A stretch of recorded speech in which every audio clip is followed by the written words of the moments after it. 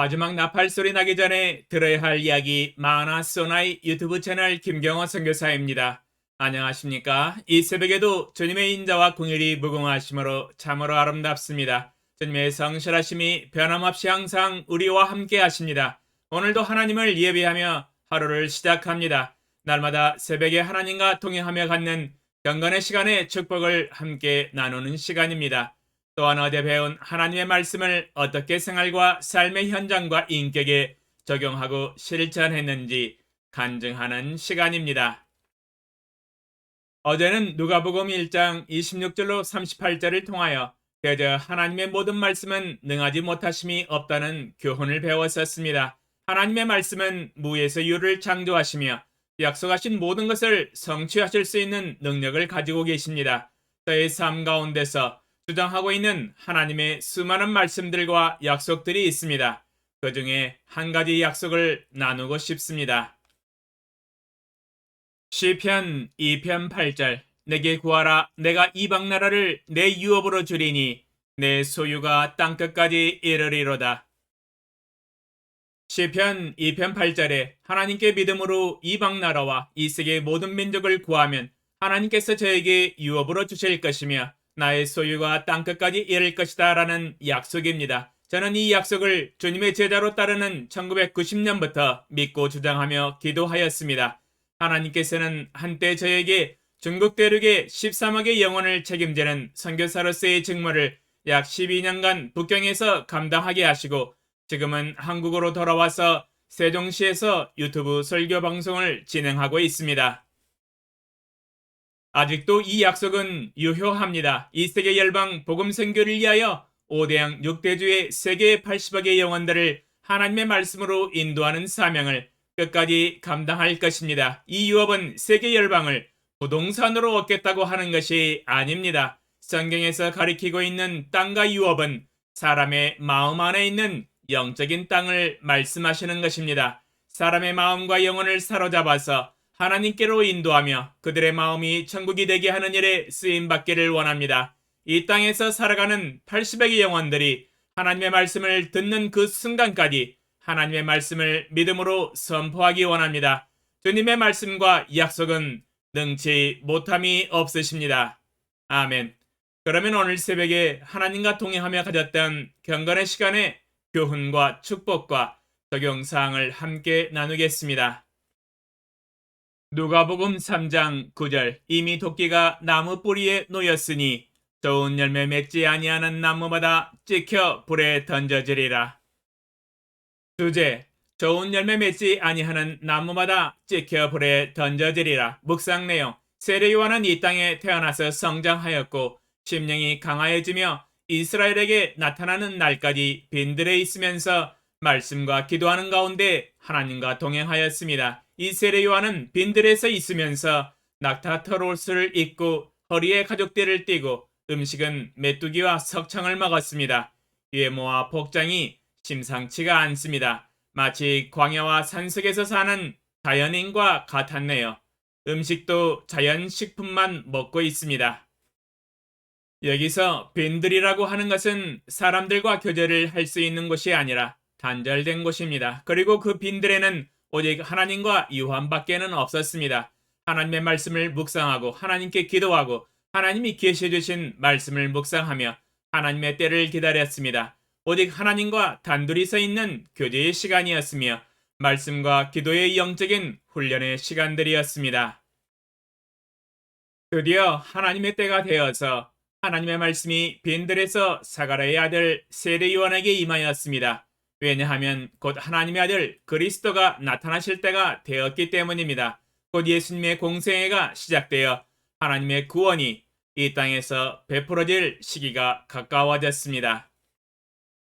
마태복음 3장 3절 그는 선지자 이사야를 통하여 말씀하신 자라. 일렀을 때 광야에 외치는 자의 소리가 있어 이르되 너희는 주의 길을 준비하라. 그가 오실 길을 곧게 하라 하였느니라.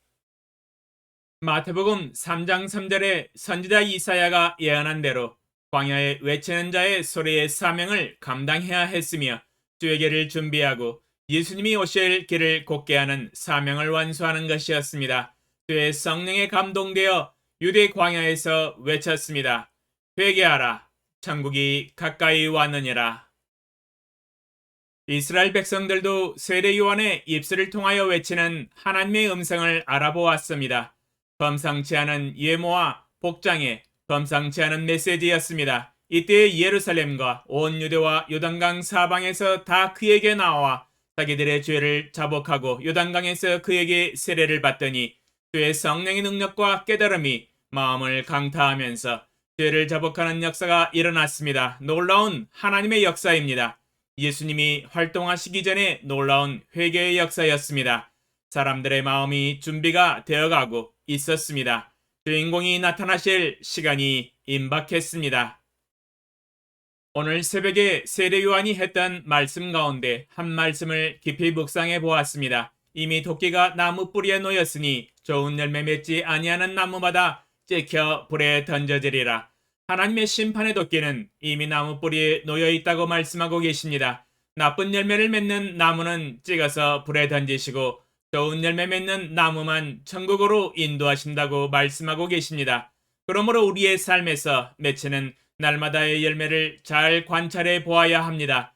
우리의 삶의 열매가 마땅히 좋은 열매를 맺어야 당연하지 않겠습니까? 하나님은 우리의 생각과 마음과 입술의 말과 행동들을 시시때때로 관찰하고 계십니다. 개역 한글번호로 읽어보겠습니다. 욥기 7장 18절 아침마다 권징하시며 분초마다 시험하시나이까. 욥기 7장 18절에 여호와 하나님은 아침마다 권징하시며 분초마다 시험하신다고 말씀하고 계십니다. 분초로 나누어서 우리를 시험하시고 우리를 감찰하시고 우리의 행위를 달아보시는 하나님이십니다. 이 말씀을 접하시는 분들은 하나님이 이렇게 세밀하게 감찰하시는데 숨도 못 쉬겠습니다 하면서 질문하실 수 있겠습니다. 저는 이 말씀을 접할 때 이렇게 이해를 했습니다. 전지전능하신 능력은 감출 수 있는 능력이 아닙니다. 자연스럽게 모든 것을 아는 능력을 가지고 계시기 때문에 인간이 생각하는 전심으로 힘을 기울여서 집중하여 감찰하시는 행위를 나타내는 것은 아닙니다. 능력이 너무 크시기 때문에 감찰하시는 능력은 자연스럽게 모두 알고 계시는 것이지요. 여기서 중요한 포인트는 하나님이 감찰하시는 목적입니다. 신명기 8장 2절 내 하나님 여호와께서 이 40년 동안에 내게 광야길을 걷게 하신 것을 기억하라. 이는 너를 낮추시며 너를 시험하사 내 마음이 어떠한지 그 명령을 지키는지 지키지 않는지 알려 하심이라. 신명기 8장 2절에 하나님이 우리를 시험하시고 감찰하시는 목적은 우리의 마음이 어떠한지 그 명령을 지키는지 지키지 않는지 알려 하시기 위한 것입니다. 이 말씀을 조금 더 깊이 묵상하고 생각하면 최종 목적은 사랑에 있습니다.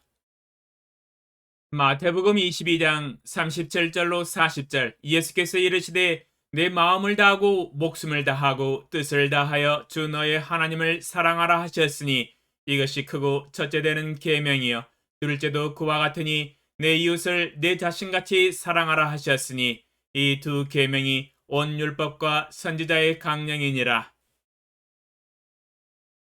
마태복음 22장 37절로 40절에 하나님은 인간을 창조하실 때 인간을 끔찍이도 사랑하신 것처럼 인간도 하나님을 진심으로 전심으로 사랑하기 원하셨습니다. 이것은 바로 사랑의 목적입니다. 사랑을 주고받는 삶, 그리 복잡하지도 아니하고 어렵지도 않는 삶입니다.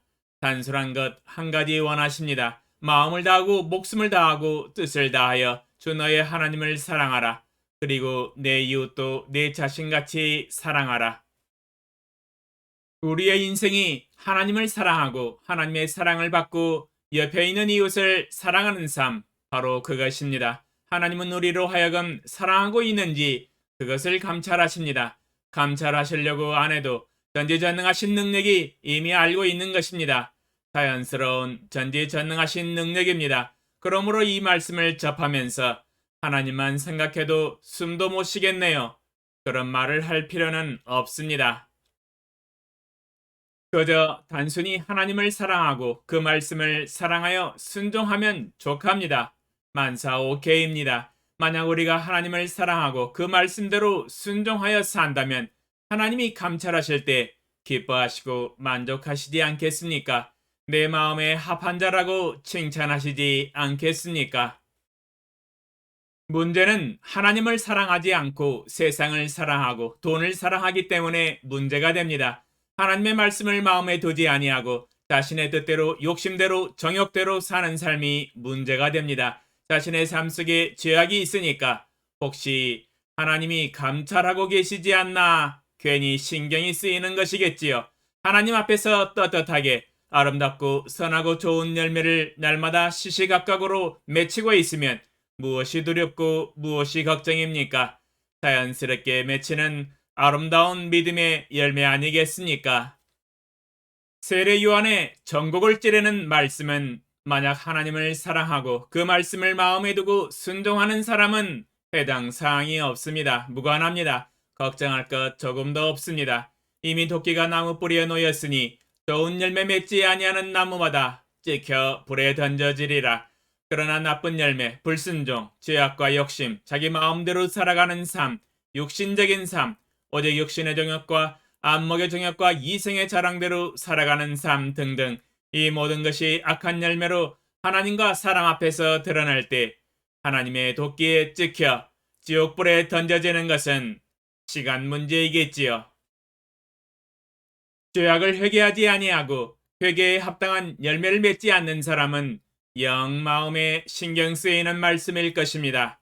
주여, 저는 오늘도 하나님과 사람 앞에서 아름다운 열매, 순종의 열매, 믿음의 열매를 맺혀서 하나님께 영광을 돌리겠습니다. 저의 믿음을 받아주시옵소서.